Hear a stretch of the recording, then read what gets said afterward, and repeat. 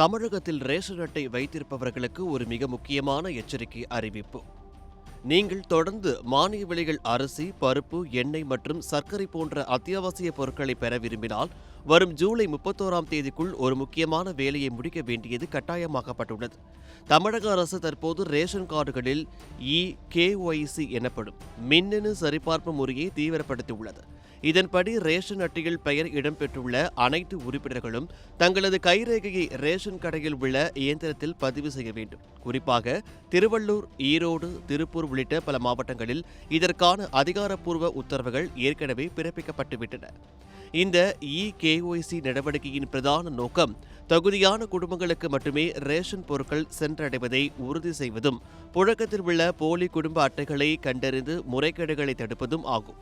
எனவே உங்கள் ரேஷன் கார்டில் எத்தனை உறுப்பினர்களின் பெயர்கள் உள்ளனவோ அவர்கள் அனைவரும் தங்களது பகுதிக்கு உட்பட்ட நியாய விலைக் கடைக்கு நேரில் சென்று கைரேகையை பதிவு செய்ய வேண்டும்.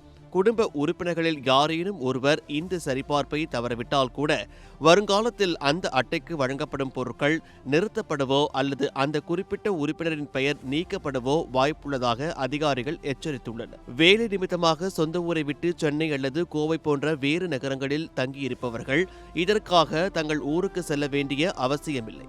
அவர்கள் தற்போது வசிக்கும் இடத்திற்கு அருகில் உள்ள எந்த ஒரு ரேஷன் கடைக்கும் சென்று தங்களது கைரேகையை பதிவு செய்து KYCயை முடித்துக் கொள்ளலாம்.